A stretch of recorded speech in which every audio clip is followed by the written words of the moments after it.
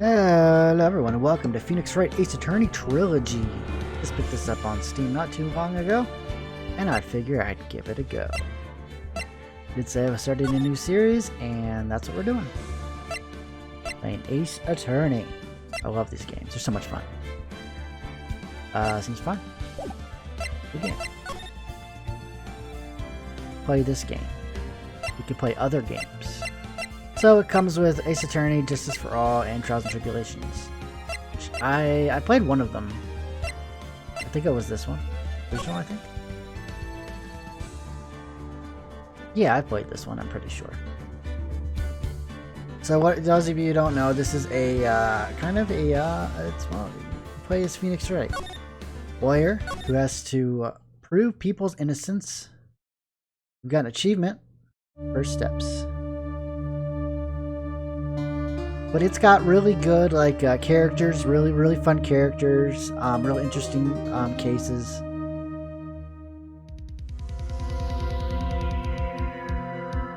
Damn it. Why me? I can't get caught. Not like this. I've got to find someone to pin this on. Someone like him. I'll make it look like he did it. Yeah. August 3rd, 9:47 a.m. District Court. Defendant Lobby number 2.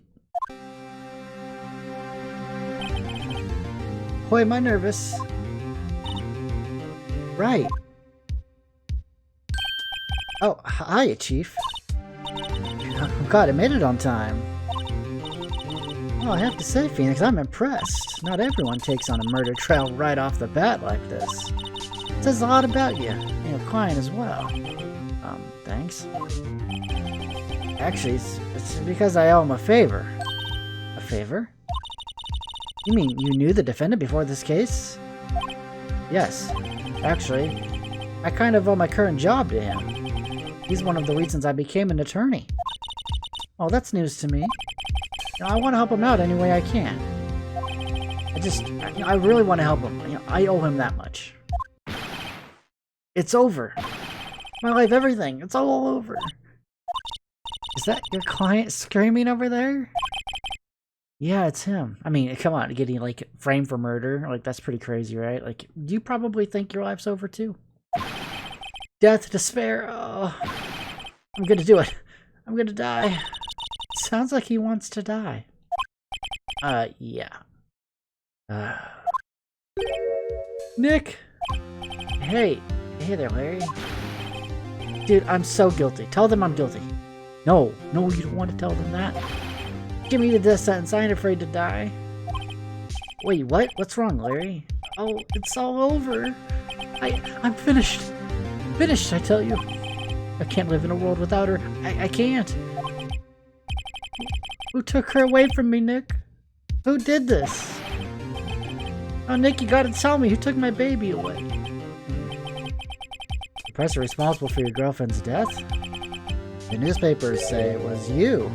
Well, I mean, we're not telling them that, obviously.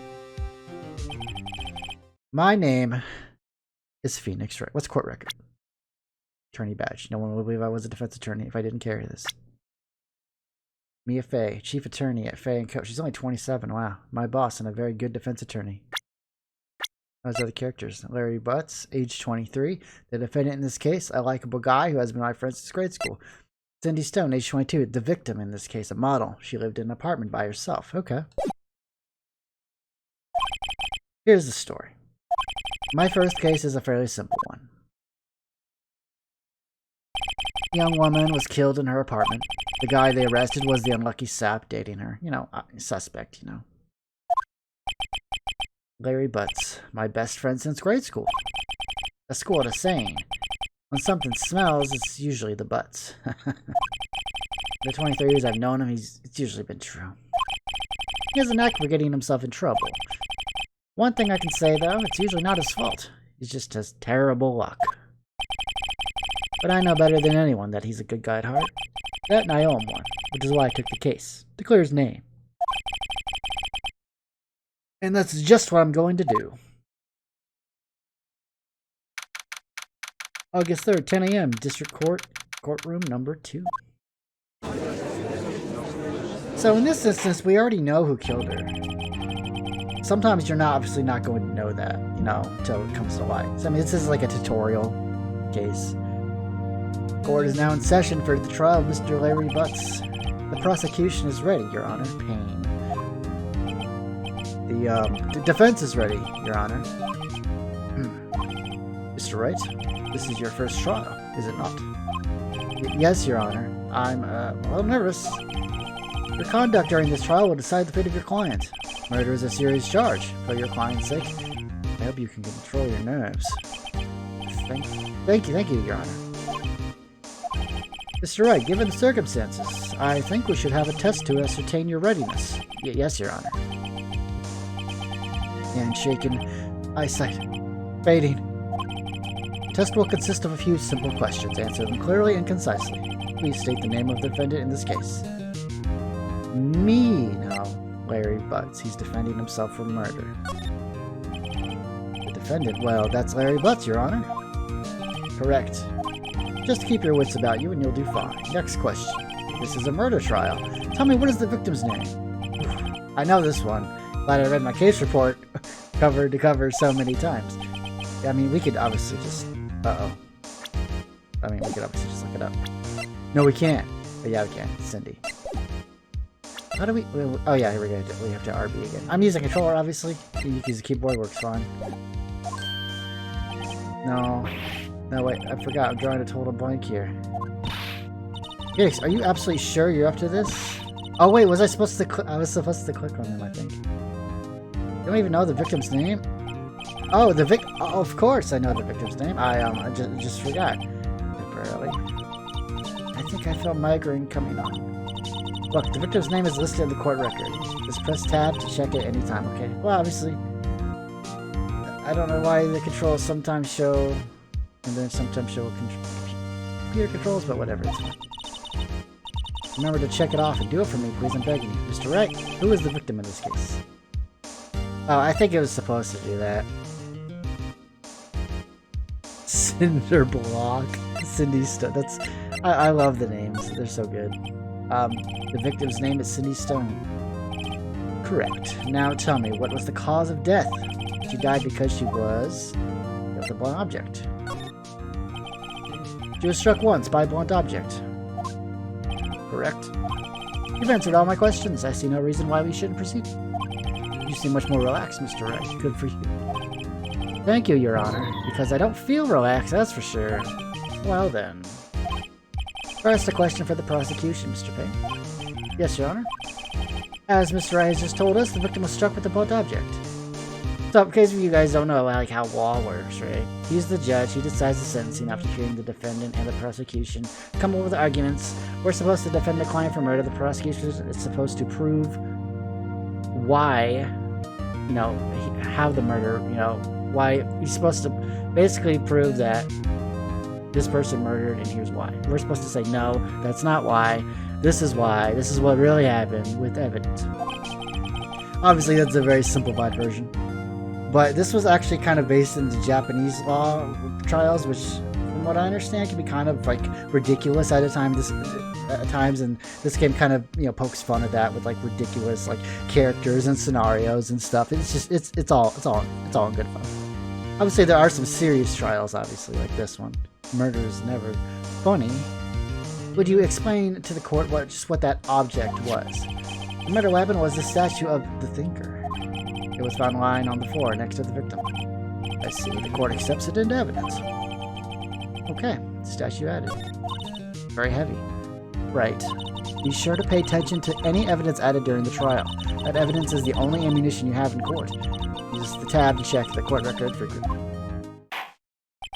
Mr. Payne, the prosecution may call its first witness. So they'll call witnesses, you know, to like, you know, eyewitnesses and things like that. People who seen what happened or whatever, who maybe know the people. Prosecution calls the defendant, Mr. Butts, to the stand. Chief, what do I do now?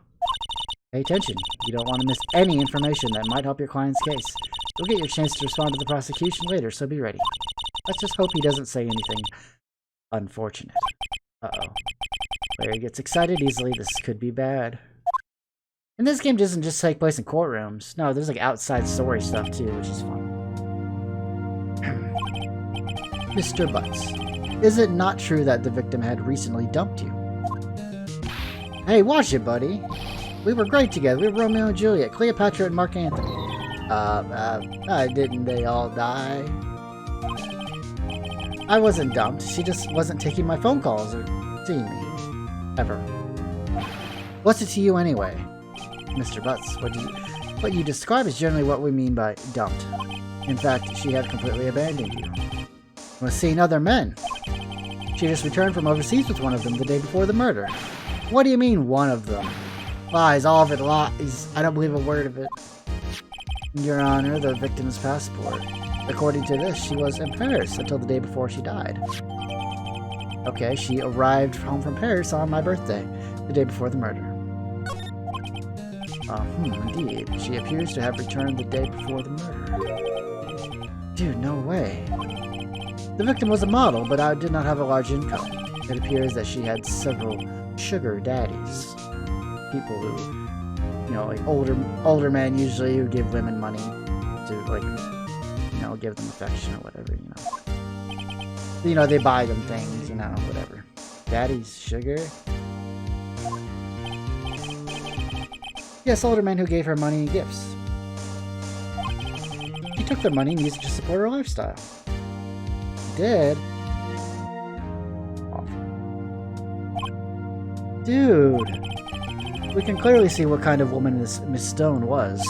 Tell me, Mr. Butts, what do you think of her now? Right. I don't think you want him to answer that question. Yeah, Larry has a way of running his mouth in all the wrong directions. Should I? Stop him. Yeah, this has nothing to do with what happened. Objection. The client had no idea the victim was seeing other men. That question is irrelevant to this case. Dude, Nick, what do you mean irrelevant? That cheating she-dog? I'm gonna die. I'm just gonna drop dead. Yeah, when I meet her in the afterlife, I'm gonna get to the bottom of this. Let's continue with the trial, shall we? I believe the accused's motive is clear to everyone. Yes, quite. Oh boy, this is not looking good. So now we think, well, everyone else thinks, is like, yeah, he killed her because he was cheating on her, or she was cheating on him with all these men, and obviously he would feel, vindictive and want to get revenge, and that's why he murdered her, because, he felt abandoned. But if I let him run his mouth, I don't know. Maybe I should have let him run his mouth. I don't know what would have been better. You went to the victim's apartment on the day of the murder, did you not? Well, did you or did you not? Well, maybe I did, maybe I didn't. No, that's not how it works. Uh-oh, he went. What do I do? Oh, stop him from answering. He has to answer. I know. I'll send him a signal. Tell the truth. Yeah, I was there. I went. Okay, jury's deliberating. Well, not really jury, it's a judge, but... Well, Mr. Butts. Dude, chill. She wasn't home, man. It's like, I didn't see her. The objection is the best part of the game. Your Honor, the defendant is lying. Lying? The prosecution would like to call a witness who can prove Mr. Butts is lying. Well, that simplifies matters. Who's your witness? The man who found the victim's body, just before making the gruesome discovery. He saw the defendant fleeing the scene of the crime. Order in the court. Mr. Payne, the prosecution may call its witness. Yes, Your Honor. This is bad. On the day of the murder, my witness was selling newspapers at the victim's building. Please bring Mr. Frank Sawit to the stand. That's the guy who did it. Sure. Mr. Sawit, you sell newspaper subscriptions. Is this correct? Oh yes, newspapers, yes. Mr. Sawit, you may proceed with your testimony. Please tell the court what you saw on the day of the murder. Okay, witness testimony. I was going door to door selling subscriptions when I saw a man fleeing an apartment. I thought he must be in a hurry because he left the door half open behind him. Thinking it strange, I looked inside the apartment. There, I saw her lying there. A woman, not moving. Dead. I quailed in fright and found myself unable to go inside. I thought to call the police immediately. However, the phone in her apartment wasn't working. I went to a nearby park and found a public phone. I remember the time exactly. It was 1 p.m. The man who ran away was, without a doubt, the defendant sitting right over there. Uh-oh. That's not good luck for us. Larry, why didn't you tell the truth? I can't defend you against a testimony like that. Incidentally, why wasn't the phone in the victim's apartment working? Your Honor, at the time of the murder, there was a blackout in the building. Aren't phones supposed to work during a blackout? Yes, Your Honor. However, some cordless phones do not function normally. The phone that Mr. Sawit used was one of those. Your Honor, I have a record of the blackout for your perusal. Okay, electricity Mr. Stone in the building was out from noon to 6 p.m. on the day of the crime. Well, that matches up with the testimony, at least a little bit. Now, Mr. Wright. Yes, yes, Your Honor. You may begin your cross-examination. Cross-examination, Your Honor. Alright, right, this is it. The real deal. What exactly am I supposed to... Didn't we pass the bar? Or whatever the Japanese equivalent to that is, if that's a thing. I mean, how do we not know how to do this? Why, you expose the lies in the testimony. I mean, obviously this is a game, but... So we have to cross-examine it. We have to basically say, okay, well, this part doesn't match up with, you know, the evidence. You're lying, and we can poke holes in your argument. Lies? What? He was lying? Your client is innocent, right? Then that witness must have lied in his testimony. Now, not all clients are going to be innocent. Some clients actually are guilty. But our job isn't to say, well, this guilty person is innocent. Our job is to basically make sure justice shows through. I mean, obviously we want to get them innocent, but if, you know, irrefutable proof is like, this person's guilty, then obviously, you know, that's it. Or is your client really guilty? How do I prove he's not? You hold the key. It's in the evidence. Compare the witness's testimony to the evidence at hand. There's bound to be a contradiction in there. First, to find the contradiction is between the court record and the witness testimony. So it's like Danganronpa. You know, this was the best part of the game. Trials. But, you know, less executions at the end. Well, I mean, some executions at the end. Okay. Then, once you've found this contradicting evidence, present it and rub it in the witness's face. Okay. Open the court record with a tab and then point out the contradictions in the testimony.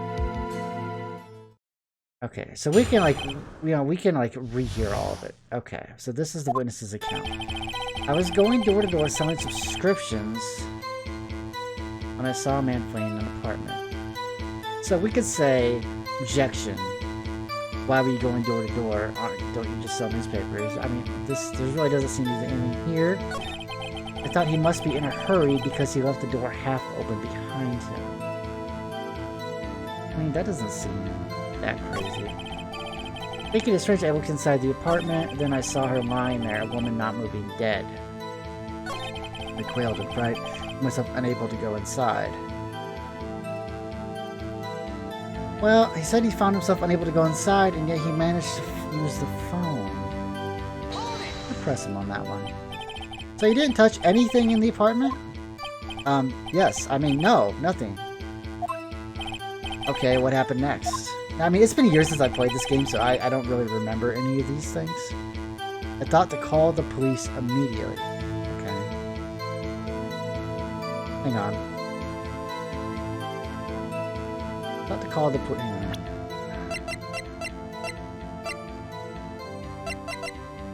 Oh, we don't have... Okay. Wait, when did she die? Did it say time of death 4 to 5 p.m.? Can we present this? No, I don't know if I want to present that. Oh, I can move Y. Let's hear him out. Let's hear him out. I'm not sure yet. However, the phone in her apartment wasn't working. Okay. Well, we can press him on that. The phone in her apartment wasn't working. Yes, I mean, no, it wasn't, right? But you said you didn't go into the apartment, or did you? Oh, that? I can explain that. There was a cordless phone on a shelf in the entranceway. I reached inside and tried using that to call. And that phone wasn't working, correct? What happened next? Okay. I went to a nearby park and found a public phone.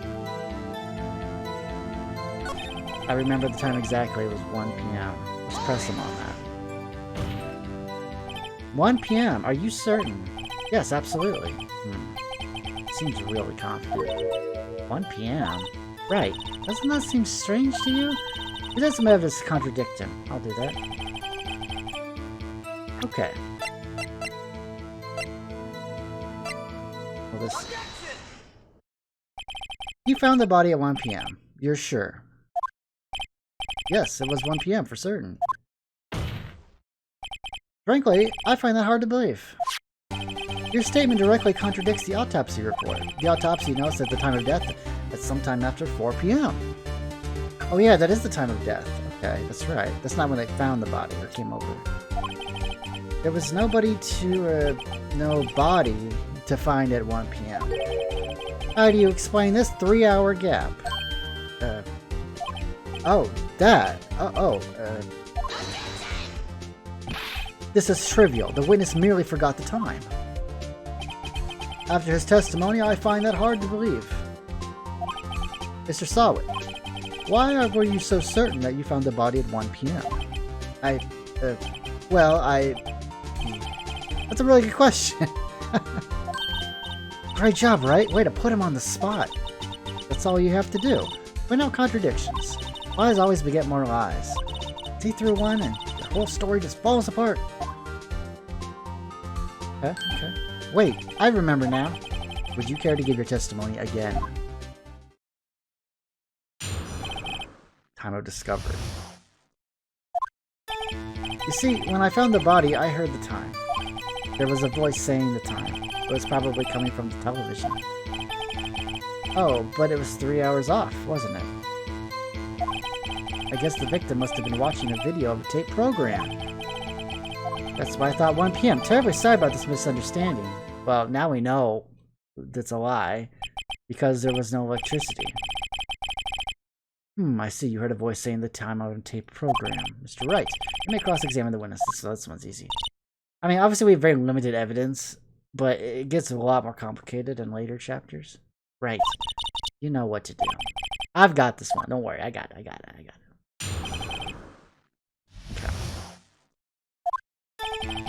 See, when I found the body, I heard the time. There was a voice saying the time that was probably coming from the television. Okay, now we can present. Hold it right there. The prosecution has said there was a blackout at the time of the discovery.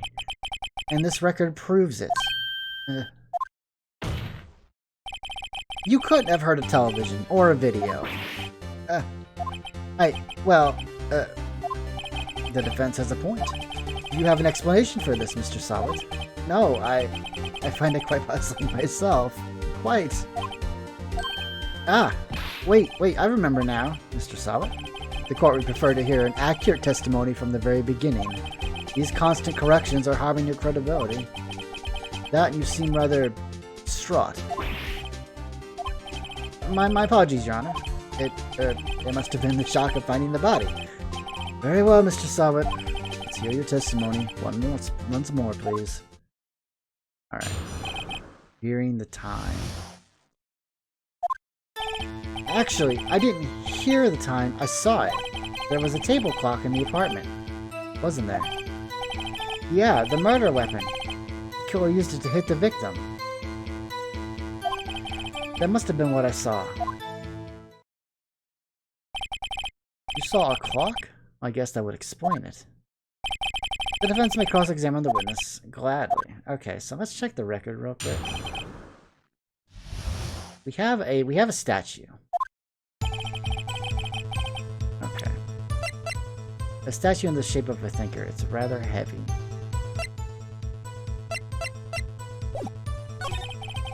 There was a table clock in the apartment, wasn't there? press him on that. A table clock? Was there a clock at the scene? This is the first I've heard of it. Yeah, the murder weapon. The killer used it to hit the victim. That must have been what I saw. Now find the contradiction. Saw at the time. The murder weapon? Yes, the table clock that was used as a weapon. That's what I just said. Oh. Okay, yeah, I actually did doze off. My bad. I was confused. Uh-huh. Obviously, that is not the murder weapon. This giant statue is the murder weapon. Wait just a moment. The murder weapon wasn't a clock. It was a statue. Now, how is this supposed to be a clock? Oh, I love this song. It's so good. You with your objections and your evidence, just who do you think you are? I mean, I'm a lawyer. What do you expect? Just answer the question, Mr. Solid. Hey, I saw it there, okay? That's a clock. Your Honor, if I may. Yes, Mr. Payne? As the witness stated, this statue is indeed a clock. The neck is a switch. You just tilt it and it says the time out loud. As it doesn't look like a clock, I submitted it as a statue. My apologies. I see. So the murder weapon was a table clock after all. Well, Mr. Wright, it appears that the witness's testimony was correct. This is a clock. Do you have any problems with his testimony now? I do. Your Honor, there's a gaping hole in the witness's testimony. The only way he could have known the weapon was a clock is to hold it in his hand. Yet the witness testified that he never entered the apartment. Clearly a contradiction. Yeah, you would have not have known that was a clock, or just looking at it, if there's a switch that tells you the time, you wouldn't have known it without touching it. How do you touch things? You have to pick them up. Indeed. The witness knew it was a clock because he knew the victim. Well, he went to the apartment. Well, he knew the victim. Tell me, isn't it true that you knew the victim? In fact, you were one of her sugar daddies. Be frank with us, Mr. Sawit. Frank? I'm always frank. Your Honor, we have a complete records of the victim's relationships. Mr. Frank Sawit does not appear anywhere. Huh? Oh, really? Please, Mr. Wright. Yes, the best response you can muster. Okay, he obviously wanted the apartment. I was gonna try to see if I could pin it on him. Try to refrain from making off-the-cuff accusations in the future. Yes, Your Honor. I'm sorry. Let me think this over. The witness knew it was a clock. He went to the apartment. You're lying. You were inside the apartment on the day of the murder. Oh yeah? Prove it. Prove I went in there. I'll do better than that. I can prove you were the one who killed her. You struck her with the clock. The shock of the blow triggered the clock's voice. That was the sound you heard. Order in the court. Intriguing. Please continue, Mr. Wright. Yes, Your Honor. Mr. Sawit, the sound must have left quite an impression on you. Understandable, since the murder weapon spoke just as you hit the victim. That voice was burned into your mind. That's why you were so certain about the time. What's the meaning of this? This is all baseless conjecture. Baseless? Just look at the witness's face. Would the witness care to elaborate? Did you strike the victim with the clock? That day, I never. Look, the clock, I heard, no, I mean, I saw. Okay. Shut up, I hate you. It was him, I tell you. I saw him. He killed her and he should burn. Burn. Give him death. Order in the court, I say. Your Honor. A moment, please. There isn't a shred of evidence supporting the defense's claims. Mr. Wright, Your Honor. You claim the sound the witness heard came from the clock. Do you have any evidence? The whole case is riding on this. I'd better think it through carefully. Your Honor? The sound Mr. Sawit heard was definitely this clock. Fact which is clear if you simply... Try sounding the clock. Examine the clock's batteries. Try sounding the clock. Let's sound the clock now, here in this court. Your Honor, may I have the clock? I asked the court to listen very carefully. I think it's 8:25. Well, that certainly is a strange way to announce the time. Well, he is the thinker, after all. So, you've heard the clock. What are your conclusions, Mr. Wright? Mr. Payne, can you tell me what time it is now? It's 11:25. As you can see, this clock is exactly 3 hours slow. Precisely the discrepancy between what Mr. Sawat heard and the actual time of death. So, Mr. Sawat, try to talk your way out of this one. You forgot one thing. Uh-oh, what's he talking about now? Well, it may seem like this clock is running 3 hours slow. It proves nothing. How do you know it was running 3 hours slow on the day of the murder? If you can't prove that, you don't have a case. He's right. How am I going to prove that? Damn it, I was so close. Mr. Wright, it seems you lack the critical evidence to support your claim. Yes, Your Honor. This means I cannot let you indict the witness. Unfortunately. This ends the cross-examination of Mr. Frank Sawat. I come all the way down here to testify and look what happens. You treat me like a criminal. A criminal. Your lawyer's all slime. Ugh. I almost had him. Sorry, Larry. Failed you. There's nothing I can do about it now. Not so fast, Mr. Sawat. Chief. Listen up, Wright. Don't throw this one away. Not like this. Think. But Chief, it's over. I can't prove the clock was slow the day of the murder. Nobody can prove that. Well, yes. But that doesn't mean you can't still win. Try thinking out of the box. Don't waste time doubting the facts. Assume the clock was 3 hours slow and think through it. Ask yourself, why was the clock 3 hours slow? Figure out the reason and you'll have your proof. Right, Mr. Wright? Do you think of a reason as to why the clock would be 3 hours slow? I can, actually. Wait, maybe I can prove it. You must have evidence somewhere that can prove it, right? Find it and let them have it. Well, Mr. Wright, you say the clock was already running slow on the day of the murder. Have you found evidence to support this claim? Of course. There is a piece of evidence in the court record that can prove my claim beyond a doubt. Ha! Tough words. Let's see you pull this one off. Let's see this evidence that proves why the clock was running so slow. The passport.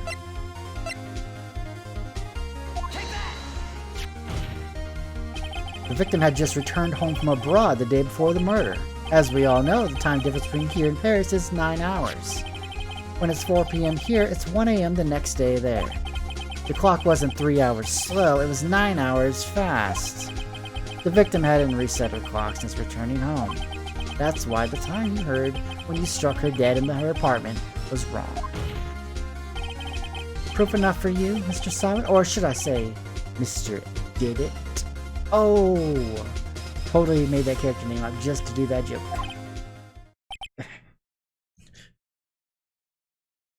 What the hell? Order, I say. Well, this case has certainly turned out differently than we all expected. Mr. Payne, you're a witness. He was arrested and has been taken away, Your Honor. Very well. Mr. Wright? Yes, Your Honor.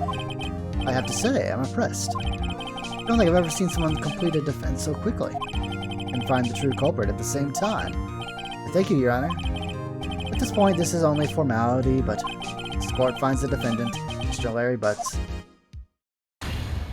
not guilty. Yay! And with that, this court is adjourned.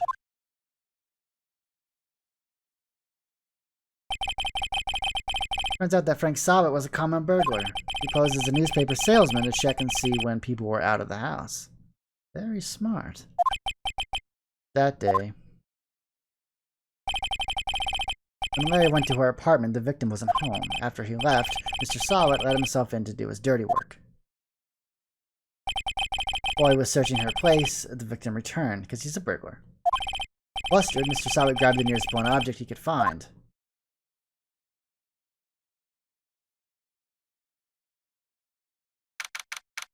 August 3rd, 2:32 p.m. District Court, Defendant Lobby, number 2. Ooh, I still can't believe we won. Right, good job in there. Congratulations.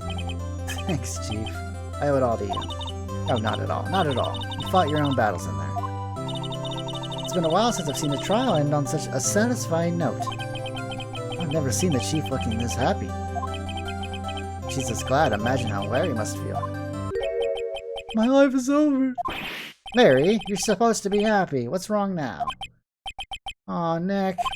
Don't worry about me. I'll be dead and gone soon. Good. Wait, no. I mean, bad. Larry, you're innocent. The case is closed. But my Cindy Wendy's gone, man. Gone forever. Larry. She was a... Nah, never mind. Congratulations, Harry. Harry? Yes, you. I can practically see the headlines now. Harry Butts, innocent. I love that name. Thanks. I really owe you one. I won't forget this ever. Let's celebrate. Dinner? Movie? My treat. Oh, no, I couldn't. Hey, I was the one who got you off the hook. Oh, hey. Here, take this. It's a present. A present? For me? Wait, wasn't this the evidence that... Actually, I made this clock for her. I made one for her and one for me. Really? You made this? Well, thank you. I'll keep it as a memento. Yo, Nick. Can you believe it? I was so into that chick. And she was just playing me for a fool. Would that make you just want to cry? Larry. Are you so sure? Excuse me? I think she thought quite a lot of you in her own way. No, you don't gotta sympathize with me, okay? Oh, I'm not sympathizing, really. Isn't that right? Don't you have something to show your friend? Something that proves how she felt about him? Huh? Oh yeah, right. What the heck is she talking about? I mean, it's a statue. If she thought about him, she wouldn't have had the statue. I mean, it's the statue. Check this out, Larry. Proof positive you weren't just some chump to her. Huh? What about that clock? This is the clock you made for her, Larry. And she took it with her when she traveled. Whatever, she probably just needed a clock, that's all. You think so? It's a pretty heavy clock to take traveling. Well, make of it what you will. Hey, Nick. I'm glad I asked you to be my lawyer. Really, I am. Thanks. I hope that made him feel a little better. Right. I hope you see the importance of evidence now. Also, hopefully you realize things change depending on how you look at them. Well, too. Now, we never really know if our clients are guilty or innocent. All we can do is just believe in them. And in order to believe in them, you have to believe in yourself. Right? Listen, learn, grow strong. Never let go of what you believe. Never. Well, I think our work here is done. Shall we be off? Yeah, I guess so. So how about dinner? On me. We'll drink a toast to innocent butts. Yeah. Oh, speaking of Harry, you were saying part of why you became a lawyer was because of him. Yeah. Part, at least. You'll have to tell me more about it sometime. Maybe over drinks. And so my first trial came to a close. Larry slapped me on the back and said, "Gee, Nick, it's good to have friends. But I'm pretty sure he's not going to pay us." Unless you count the clock he gave me. You know, I didn't know it then. That clock is soon going to be at the center of another incident. And my promise to tell the chief about me and Larry would be one promise that I wouldn't be able to keep.